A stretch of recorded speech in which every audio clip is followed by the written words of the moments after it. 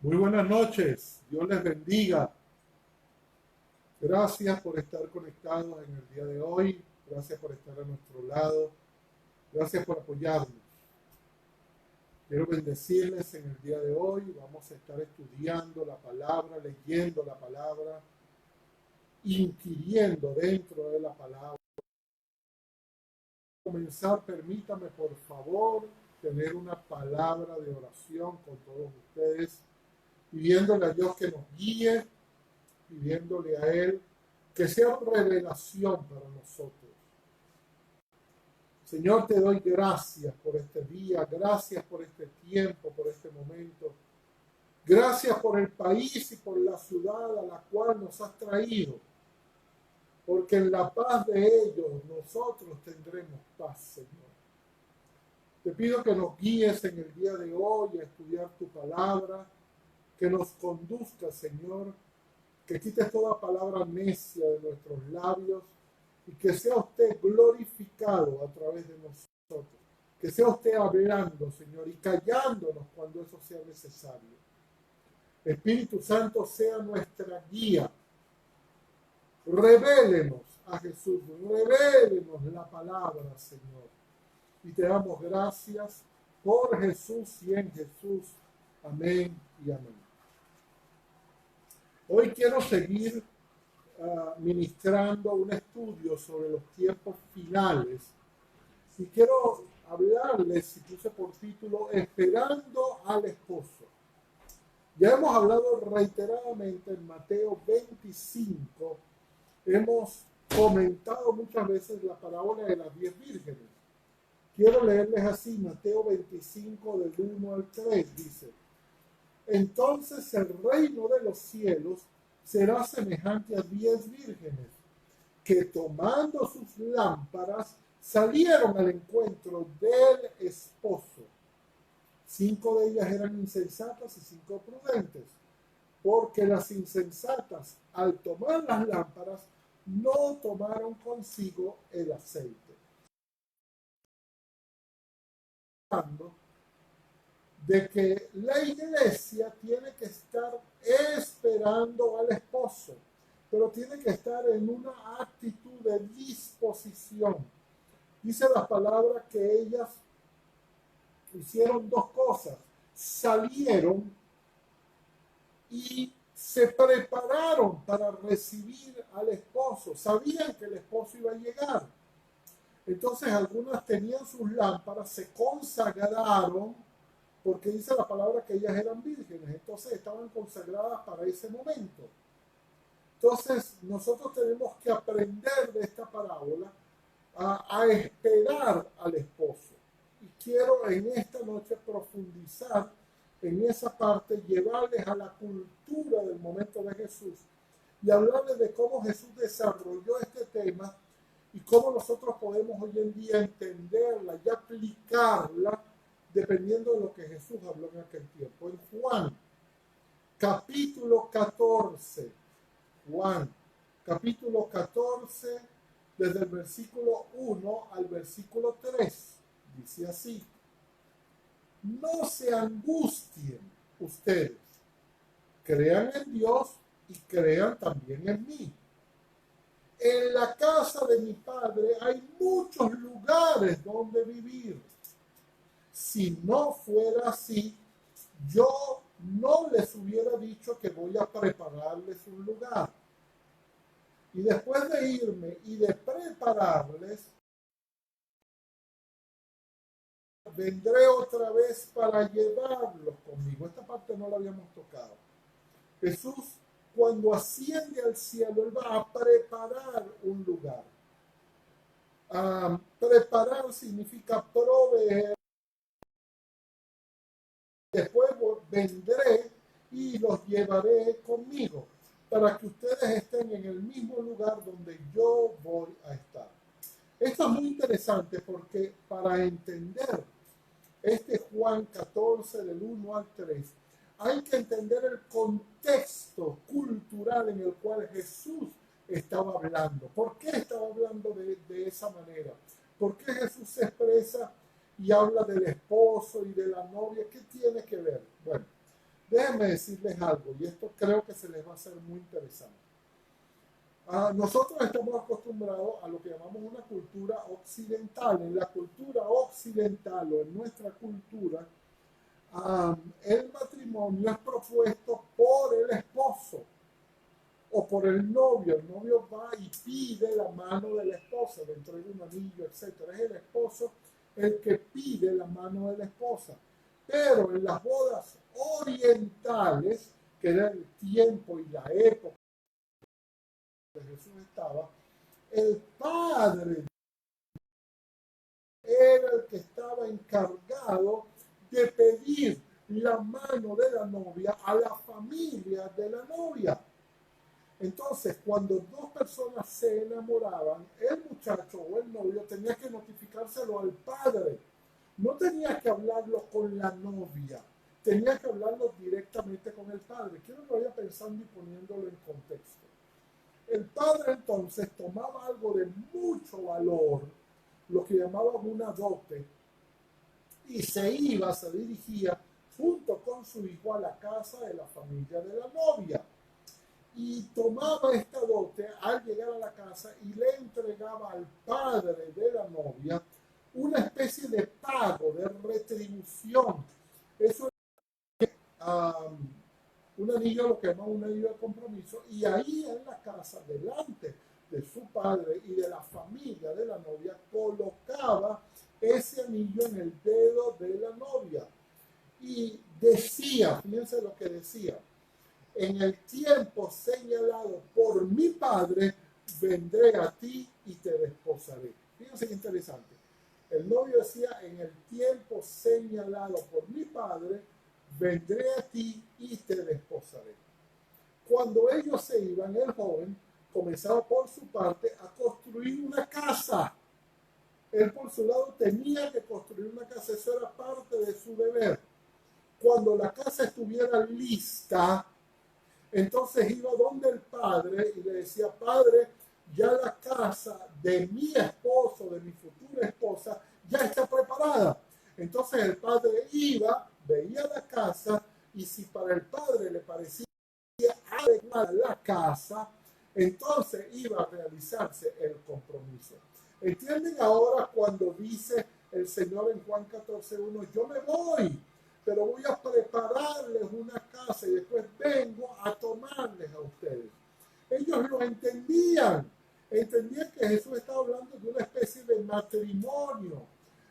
Quizás no podían entender el concepto de que la iglesia iba a ser la novia, y por eso les leí en Mateo capítulo 25, cuando Dios compara, dice: el reino de los cielos será semejante a 10 vírgenes. Y esas 10 vírgenes representan a quienes esperan al esposo.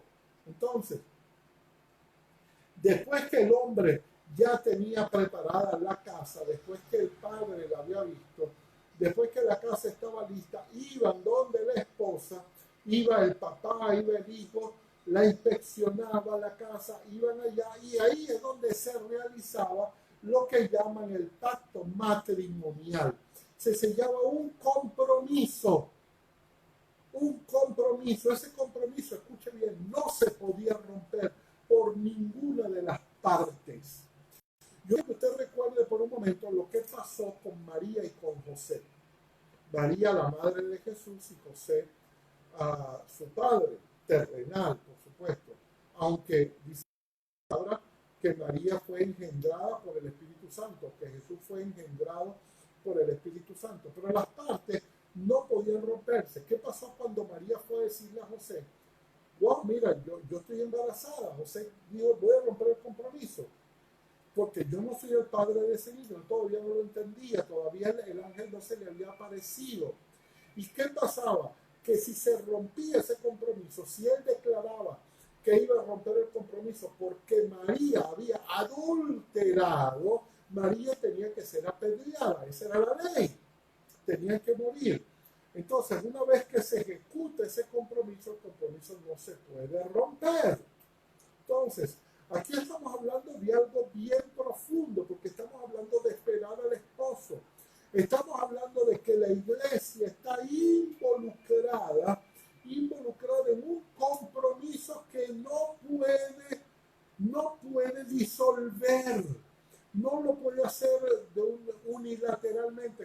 no lo va a hacer. Él ya está comprometido con la iglesia a volver a santificarla, a volverla a tomar. Él está comprometido. Entonces ahora depende de cada uno de nosotros que cuando Él venga, Él tenga una iglesia preparada. Cuando Jesús refirió a los discípulos que se iba a la casa del Padre a preparar una morada, estaba pensando en lo que hacía el novio de preparar una casa para la novia. ¿Sí entiende ahora lo que quiso decir Jesús? Estoy preparando una casa para ustedes, estoy preparando un lugar para ustedes. Ellos como buenos judíos entendieron que Jesús les estaba refiriendo a una boda. Fíjense, dice Efesios capítulo 1, versículo 9. Hasta ahora quizás uno dice, bueno, pero ¿por qué Jesús tenía que ir a preparar una morada? ¿Será que en el cielo hay cosas que hay que preparar para nosotros? Pues fíjense algo. Dice Efesios capítulo 1, versículos 9 y 10. Efesios capítulo 1, versículos 9 y 10. Dándonos a conocer el misterio de su voluntad, según su beneplácito, el cual se había propuesto en sí mismo, de reunir todas las cosas en Cristo en la dispensación del cumplimiento de los tiempos, así las que están en los cielos como las que están en la tierra. Entonces, hay algo que está pasando en los cielos que nosotros no lo sabemos, no lo vamos a saber y no nos va a interesar. Pero Jesús y el Padre están preparando el cielo para recibir a la creación, a los que amamos a Dios. Él está preparándonos. Ahora, Hebreos, capítulo 9, versículo 23. Fue pues necesario que las figuras de las cosas celestiales fuesen purificadas así, pero las cosas celestiales mismas con mejores sacrificios que estos. Escuche, porque aquí está hablando de Jesús. Porque no entró Cristo en el santuario hecha mano figura del verdadero, sino en el cielo mismo para sentarse ahora por nosotros ante Dios, y no para ofrecerse muchas veces, como entra el sumo sacerdote en el lugar santísimo cada año con sangre ajena. De otra manera les hubiera sido necesario padecer a Cristo muchas veces desde el principio del mundo. Pero ahora, escuche, en la consumación de los siglos se presentó una vez para siempre por el sacrificio de sí mismo. Esto es interesante porque recuerde cuando Jesús estaba en la tierra que todavía no había ascendido, ¿verdad? Los discípulos le preguntan, Señor, ¿cuándo vas a resolver este tema? Ya llegó el momento de que nosotros reinemos. ¿Cuándo tú? Y entonces le decía, es que ustedes no están para saber los tiempos y las sazones, no les corresponde saberlo. Es decir, Dios dejó en un secreto, tan secreto que dice la palabra que él mismo no lo sabe. Dice, pues la hora, el tiempo, cuando Jesucristo regresa, solo lo conoce mi Padre que está en los cielos. Es decir, llegará un momento cuando el Padre dará la orden, pero mientras tanto Cristo tenía que hacer una obra y la iglesia tenía que hacer una obra de preparación para recibir al esposo. Y fíjense lo que dice Juan 3:16, que usted lo conoce y yo lo conozco. Pues Dios amó tanto al mundo que dio a su Hijo único para que todo aquel que en él crea, es decir, el Padre pagó la dote para comprar a la novia, ella la pagó y la pagó con lo que él más amaba, que era su Hijo. Inclusive después dice en Efesios 5:25, así como Cristo amó a la iglesia y se entregó a sí mismo por ella. Es decir, cuánto valemos nosotros como iglesia, cuánto valemos como individuos, que Cristo nos valoró con una dote altísima. Él entregó lo que más amaba. Él se quedó dando a su Hijo unigénito. Cristo mismo entregó su vida que nosotros teníamos para Él. Bendito sea el nombre de Dios. Entonces, nosotros nos toca primero no despreciar esto. Y por eso, perdón, estamos haciendo tanto énfasis en esto de los últimos tiempos y en la bienaventuranza que es esperar al novio. ¡Wow! Estamos esperando al novio y tenemos que esperarlo con una expectativa grandísima, como los discípulos en aquel tiempo. Faltaban más de 2000 años, porque ya han pasado 2000 años y no ha regresado Cristo. Y no sabemos cuándo va a pasar. Nosotros tenemos un cálculo, pero no lo sabemos. Nadie lo sabe sino el Padre. Pero ya ellos decían, Maranata, Cristo viene pronto. Jesús, cuando estaba en la tierra, Él decía, yo ciertamente vengo pronto. Vengo pronto, vengo pronto. ¿Por qué? Porque ellos tenían que entender que había una expectativa.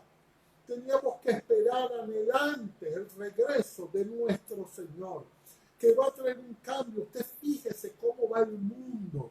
Nosotros podemos orar, podemos interceder y debemos hacerlo, porque como creyentes nos toca frenar muchas cosas que el diablo va a tratar de imponer antes de tiempo, que el diablo va a tratar de hacer, y por eso Dios puso sal. Nosotros somos la sal que no podemos dejar de salar. La puso ahí para preservar y nos toca todavía preservar en este tiempo el mundo, pero el mundo se va a deteriorar. El mundo se va a deteriorar y va a requerir un cambio, va a requerir una transformación. Y eso solo va a suceder cuando Jesús entre, arrebate su iglesia, y entonces comienza un proceso de purificación de la humanidad. Y entonces nosotros estaremos con Él, pero la humanidad va a ser juzgada. Amén. Inclusive, quiero leerles algo, porque normalmente nosotros no vemos en el Antiguo Testamento cómo esto fue revelado de diferentes maneras. Lo hemos visto en Isaías, lo hemos visto en Daniel, lo hemos visto revelado de muchas maneras, pero déjame leerles un versículo de Cantares. Uno agarra este libro y lo hemos clasificado entre los libros poéticos, porque realmente parece una poesía, pero escuche algo. Déjenme decirles algo histórico de cómo fue escrito este libro. Este libro fue escrito por Salomón. Y Salomón dejó el palacio y fue a los campos de Efraín y ahí se enamoró de una sulamita. Se enamoró de esta mujer, pero él tenía que regresar al palacio de Jerusalén. Y antes de irse le prometió a la sulamita que él regresaría hacia ella para que se casaran. Fíjense el contexto. Se enamoró de la sulamita y se fue, pero él dijo, yo regreso por ti, yo me voy a casar contigo. Y escucha ahora, bajo ese contexto y bajo el contexto de que Jesús vino, se enamoró y nosotros nos enamoramos de Él, pero Él vuelve a buscarnos. Y fíjense lo que dice en Cantares 2, 10 al 13. Libro de Cantares, capítulo 2, del versículo 10 al 13. Dice, mi amado habló y me dijo, levántate, oh amiga mía, hermosa mía, y ven. Porque he aquí, ha pasado el invierno, se ha mudado la lluvia, se fue, se han mostrado las flores de la tierra. El tiempo de la canción ha venido. Acuérdense que nosotros tenemos inclusive una canción que dice, el tiempo de cantar llegó, el tiempo de danzar llegó. Está llegando ese tiempo, amado. Está llegando el tiempo porque el esposo viene a buscar a su esposa. Y en nuestro país se ha oído la voz de la tórtola. Y fíjense lo que dice el 13, que es lo que lo hace interesante. La higuera ha echado sus higos. ¿Se acuerda cuando hablamos de la señal que en Israel ya la higuera ha echado sus hijos y las vides en cierne dieron olor? Levántate, oh amiga mía, hermosa mía, y ven.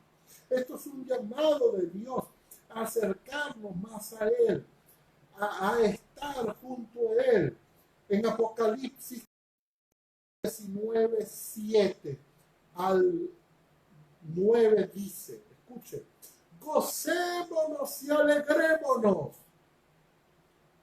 y démosle gloria porque han llegado las bodas del Cordero. Vamos a estar en las bodas del Cordero. Nosotros vamos a ser recibidos con Cristo. Acuérdense que en la última cena Él dice, no tomaré más del fruto de la vid hasta que esté con ustedes en los cielos y la tomaré. Vamos a estar hasta con vino, vamos a celebrar con Jesús. Porque Él habrá vencido, habrá derrotado, el diablo habrá sido derrotado, todas sus huestes habrán sido encerradas. Dice, porque han llegado las bodas del Cordero y su esposa se ha preparado. Él viene a buscar una esposa, viene a buscar una iglesia pura, sin mancha, sin arruga. Entonces, indudablemente que hay un proceso del Espíritu Santo de santificar a la iglesia, pero dentro del proceso hay un proceso nuestro, escúcheme, de consagración. Consagrarnos, así como las vírgenes se consagraron. Nosotros tenemos que consagrarnos para el propósito. Y a ella se le ha concedido que se vista de lino fino, limpio y resplandeciente, porque el lino fino son las acciones justas de los santos. Entonces aquí nos está llamando a la acción, a accionar, no solamente a amar al Señor. Por eso hacemos tanto énfasis, hay que predicar, hay que ser misericordioso, hay que tener compasión, hay que hacer el bien, hay que servir. Yo no he venido a servir, yo no he venido para ser servido, he venido para servir, decía Jesús. Y ese tiene que ser el espíritu en nosotros, ser siervos para servir a otros, lavarles los pies al necesitado, sacarles la tierra, darles esperanza. Y el ángel me dijo, escribe y escucha esto, bienaventurados los que son llamados a la cena del Cordero. Y me dijo, estas son palabras verdaderas de Dios, y el Espíritu y la esposa dicen, ven. Y el Espíritu y la esposa dicen, ven. Ese es Apocalipsis 22, 17. Y el Espíritu y la esposa dicen, ven. Gloria al Señor. Entonces, aquí viene la parte importante, el cierre, porque está muy bien, tenemos que esperar, pero ¿qué nos toca hacer hasta entonces? Yo quiero hacerles una pregunta de reflexión. Escúcheme bien esto. ¿Qué diferencia tendría en su vida si usted supiera hoy que Cristo regresa mañana? Algo cambiaría. ¿Qué haría usted de diferente? ¿O seguiría con su vida total, normal y corriente? O vamos a hacerlo un poquito más complicado. Vamos a suponer que usted sabe que Cristo regresa en un año. Hay que seguir trabajando, hay que seguir produciendo, hay que seguir comiendo, seguir haciendo lo que normalmente hay que seguir haciendo. Pero ¿cómo cambiaría mi vida?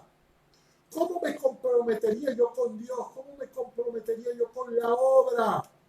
¿Cómo me comprometería a cambiar mi carácter? A formar parte de una iglesia pura que Él tiene que venir a buscar. ¿Cómo yo me comprometería? Dios ha decidido que nosotros vivamos en anhelante expectativa de aquel día, precisamente porque no nos dijo cuándo. Entonces tenemos que estar constantemente expectantes, constantemente esperando. Él decidió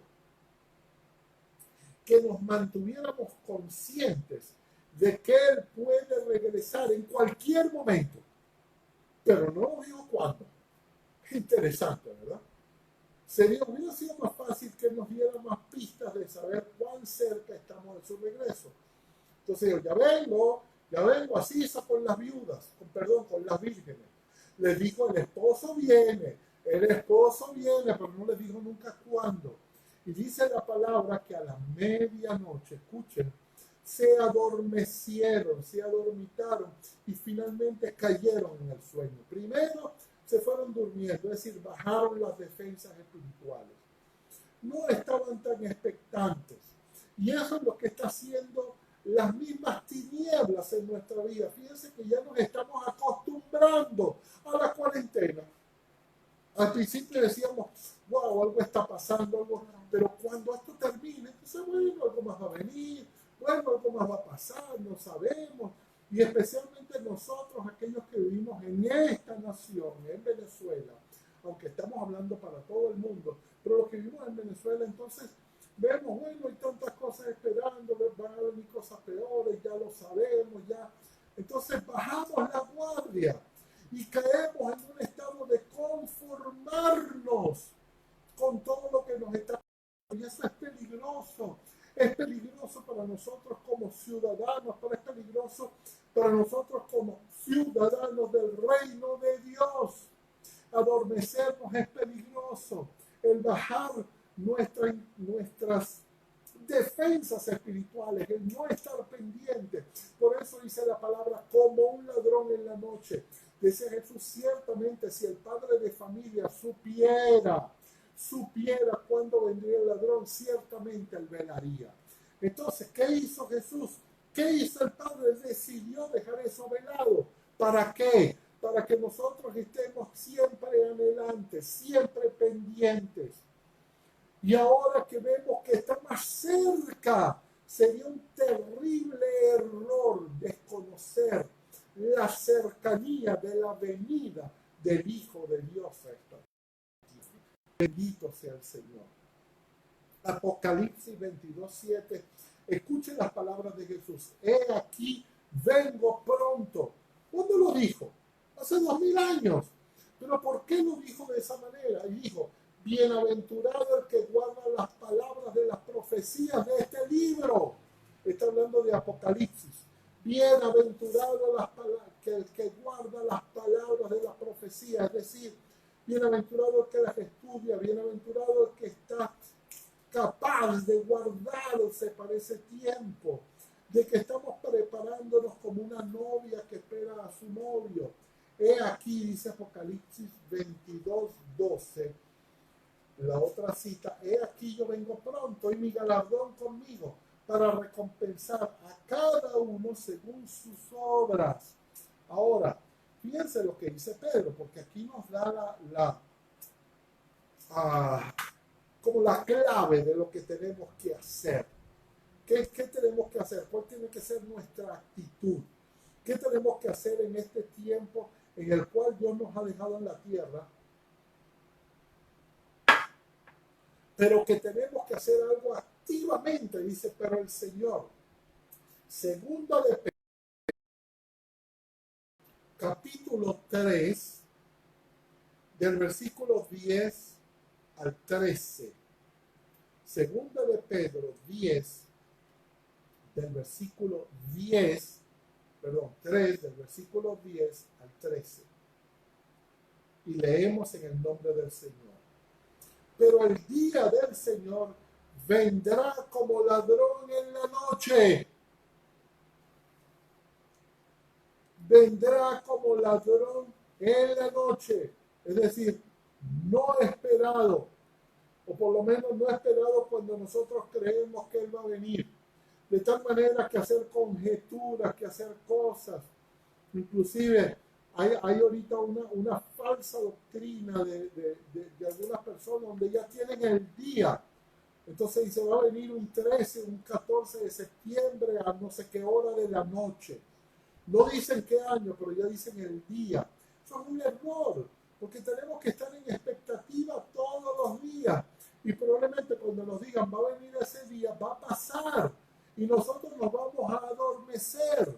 Entonces, ¿qué tenemos que hacer para no adormecernos? Estar expectantes todos los días. Dice la palabra, los cielos pasarán con gran estruendo y los elementos ardiendo serán deshechos y la tierra y las obras que en ellas hay serán quemadas. Escuchen bien, no va a haber tiempo de reacción. Cuando venga el Señor, en el arrebatamiento, dice la palabra, va a ser en un abrir y cerrar de ojos. Entonces, no va a haber tiempo para arrepentirme. No va a haber tiempo para cambiar. Yo tengo que cambiar y estar listo cuando venga. Cuando el Señor toque la trompeta final, dice la palabra, Él con voz de mando ordenará. Y todo lo que va a suceder en lo que llama la palabra el arrebatamiento, que está hecho de varios pasos que estuvimos viendo la otra vez, que es, primero va a sonar la trompeta, después van a resucitar todos aquellos que durmieron en el Señor, es decir, que murieron, van a resucitar con un cuerpo glorificado. Después, los que estamos todavía vivos en la tierra, vamos a ser transformados con un cuerpo espiritual. Y lo último es que todos en conjunto vamos a ser arrebatados en las nubes. Eso va a suceder en un abrir y cerrar de ojos, en milésimas de segundo. No nos va a dar tiempo. Entonces, dice la palabra, puesto que todas las cosas han de ser deshechas, ¿cómo no debéis vosotros? Piadosa manera de vivir. Esto es lo primero que tenemos que hacer. Tenemos que analizar nuestra conducta. Tenemos que tener una conducta consagrada. Piadosa significa compasiva, misericordiosa, devota. Es decir, hermano, aquí hay un llamado de Dios, primero a cambiar. Hay un llamado de Dios a dejar de pecar, por lo menos de forma inconsciente, a vivir una vida de pecado. Además hay un llamado al servicio, a ser misericordioso, que Dios nos encuentre haciendo obras de fe. ¿Se acuerdan lo que decía Santiago? Muéstrame tu fe sin las obras y yo te mostraré mi fe por mis obras. Entonces nuestra fe se va a demostrar en la medida de las obras, en la medida de la consagración. Cuando alguien decía yo soy un cristiano devoto, parece que hablaba de hacer un voto, y eso es. Nosotros tenemos un voto. ¿Cuál es el voto? Que nos hemos comprometido, somos la novia de Cristo para llegar a ser su esposa. Hemos hecho un voto, el voto no lo podemos romper. Entonces tenemos que ser cristianos devotos, devotos, devotos con la iglesia, devotos con la obra, pero devotos conmigo mismo, devotos con mi santidad, con mi compromiso. Ser un cristiano devoto. Después dice el versículo 12, esperando y apresurándonos. ¡Wow! Y esto es tremendo. Tenemos que esperar la venida del Señor. Pero después dice apresurándonos. ¿Qué significa apresurándonos? Es estar activos. Dice, y estén activos para la venida del día de Dios. Mientras esperan y ansían la venida del Señor, en el cual los cielos encendiéndose, etcétera, y todo lo que dice después. Entonces aquí nos llama a una espera activa. No es esperar sin hacer nada.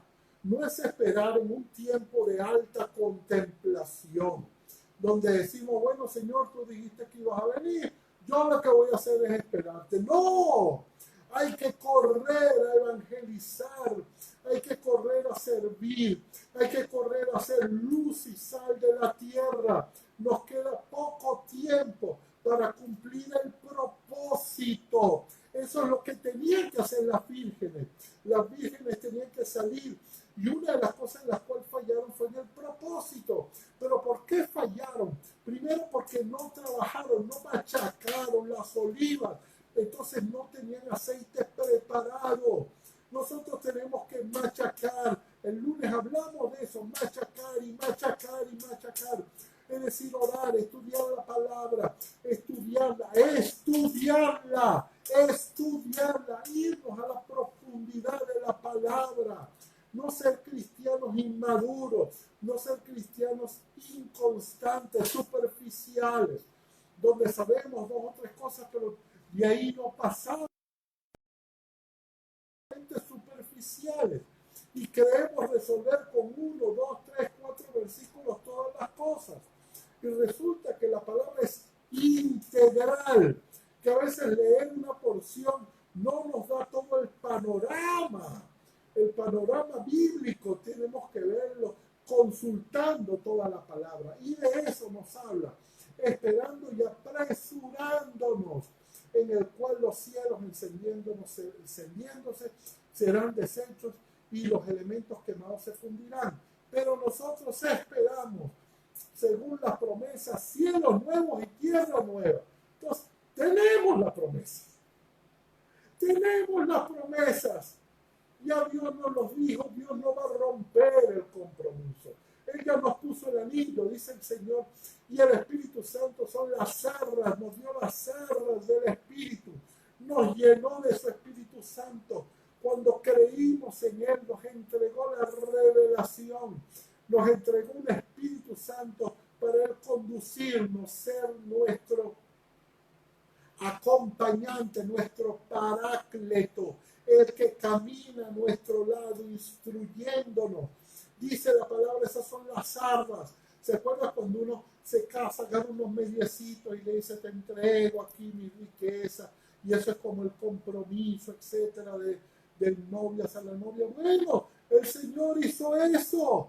Nos entregó las armas del Espíritu, además del anillo de la seguridad. Él dijo, yo vengo pronto.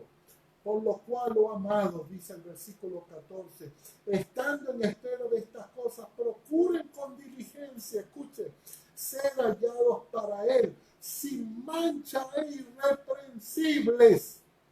¡Wow! Dice, procuren con diligencia.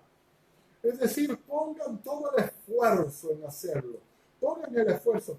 Hermano, este no es el tiempo del cristiano tibio. Este es el tiempo del cristiano caliente, el que pone pasión, el que pone el esfuerzo con diligencia para ser hallados sin mancha e irreprensibles. Irreprensibles no solamente por Dios, sino que nadie tenga nada que hablar de nosotros. Cuando Jesús iba a ser apresado, Él dijo, ahí viene el príncipe de este mundo, pero Él nada tiene en mí. ¿Por qué? Porque nada se le podía reclamar. Todo lo había hecho bien. Había cuidado todo lo que había hecho en esta tierra. Y aunque lo iban a condenar injustamente, iban a injuriarlo, iban a levantarle falsos testimonios. En la verdad, ellos sabían que le estaban haciendo cosas de las cuales él no tenía ni la culpa ni la responsabilidad. Versículo 17. Así que vosotros, oh amados, sabiéndolo de antemano, escúchame bien, guardaos, no sea que arrastrados por el error de los inicuos, caigáis de vuestra firmeza. Y aquí hablo del cristiano tibio. Por eso dice el Señor, es mejor que sean fríos que sean calientes, porque si son tibios los voy a vomitar de mi boca. Entonces, caer de la firmeza, tenemos que estar firmes. Antes bien, crecer en la gracia y en el conocimiento de nuestro Señor y Salvador Jesucristo. A Él sea la gloria. Gloria, bendito sea el Señor. Dice también Tito 2:10 al 13. Disculpe que lea tanto la palabra, pero necesitamos leer la palabra. Eso es lo que vamos a hablar. Tito 2:10. Sino mostrándose fieles en todo. Sino mostrándose fieles en todo.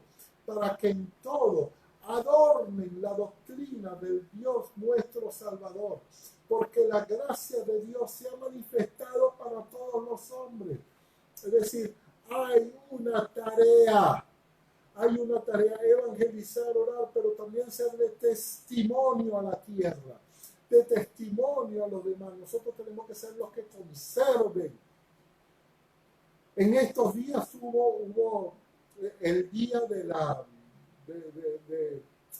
¿cómo se llama? De los homosexuales, de todo esto. No me viene en este momento la palabra, pero ese día.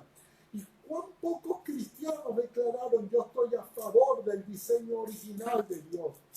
Decir, nosotros no estamos a favor de eso, nosotros amamos a los pecadores, pero no podemos estar de acuerdo con lo que la Biblia llama pecado. No importa cómo lo disfrace el hombre, no importa lo hermoso de las palabras, no importa si mueven nuestros sentimientos, la Biblia habla que eso es un pecado y nosotros no podemos estar de acuerdo con el matrimonio homosexual, no podemos estar de acuerdo con las uniones que no sean hombre y mujer, no podemos estar de acuerdo sencillamente porque va contra el diseño de Dios. Y como decía un hermano en estos días, lo que era pecado hace 2000 años sigue siendo pecado ahora, no ha cambiado. El diablo lo que quiere es que el concepto cambie, pero el concepto no ha cambiado.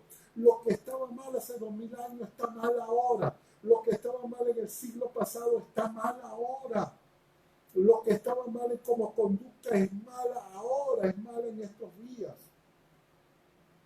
Dice el versículo 12, enseñándonos que renunciando a la impiedad y a los deseos mundanos vivamos en este siglo sobria, justa y piadosamente, aguardando la esperanza bienaventurada, bendito Jesús, y la manifestación gloriosa de nuestro gran Dios y Salvador Jesucristo. Y así dice Jesús, he aquí, yo vengo pronto, retén lo que tienes para que ninguno tome tu corona. Retén lo que tienes para que ninguno te quite tu corona. Y este es el llamado, amado.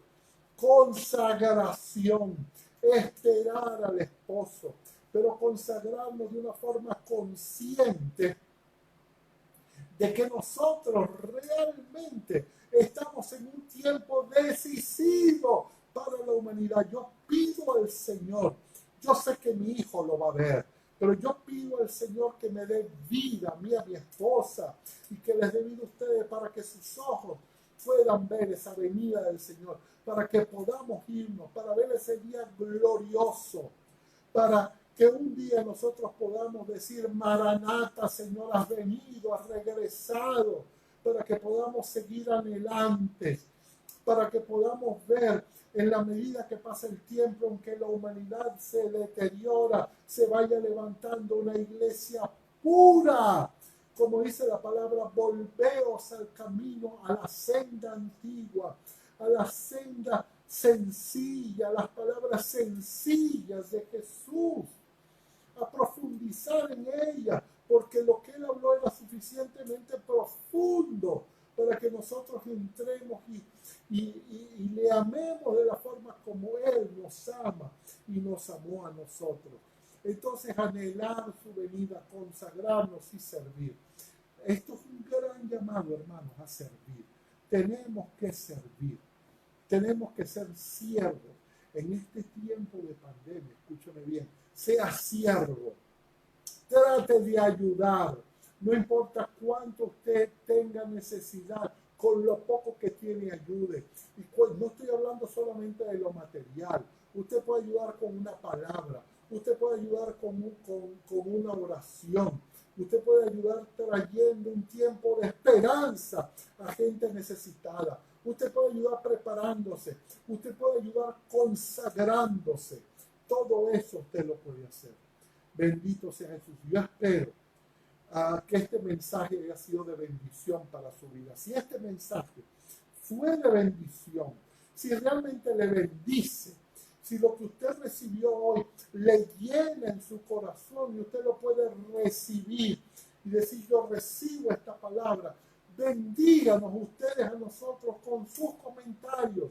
Para nosotros es importante un like, es importante que usted nos diga, sí, aquí estamos, está bien lo que estamos escuchando.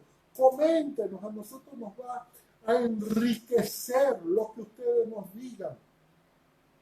Por favor, hágalo. Tómese su tiempo. Y para aquellos que no nos pueden ver en vivo, porque yo sé que a veces vernos en vivo o vernos a través de Facebook va a tomar tiempo porque no tenemos el internet o los megas para estar una hora escuchando una prédica. Entonces, nuestra recomendación siempre es que vaya a nuestro canal de YouTube. Y en YouTube usted va a encontrar todas estas prédicas ya grabadas, ya bajadas. Entonces, ahí le vamos a dejar el link abajo. Entonces, ¿qué va a pasar? Que usted puede hacer un clic y bajar Entonces solamente el tiempo que tarde en bajar la prédica, que va a ser algunos minutos dependiendo de la velocidad del internet, no va a ser una hora, entonces va a ser el tiempo que usted va a tomar y va a poder ver ya la prédica bajada. Es más fácil entrar. Entonces, por favor, y además denos un like y por favor, suscríbase. Cuando entre en YouTube, háganos el favor, bendíganos y suscríbase. Al usted suscribirse, YouTube va a publicar y va a ampliar que nuestros videos se puedan ver. Nuestro deseo no es solamente que otros nos vean y tener mucha gente viéndonos. Es que la palabra llegue, es que la palabra se esparza, es que la palabra llegue a todo el rincón que tenga que llegar. Y esto es una palabra que nosotros hemos preparado de corazón. Les bendigo, les amamos. Que tengan una noche maravillosa, que tengan una noche de descanso. En nombre de mi esposa Sisi y en nombre de mi hijo Santiago, reciban la bendición de Dios y en el nombre mío propio. Tengan una noche especial, los que nos ven, los que nos han visto. Gracias. Gracias por estar conectados. Discúlpenos por los problemas de internet, eso ya escapa de nosotros, pero gracias por estar ahí, por hacer el esfuerzo. Les bendecimos en el nombre de Jesús. Les amamos. Dios les bendiga. Hasta luego.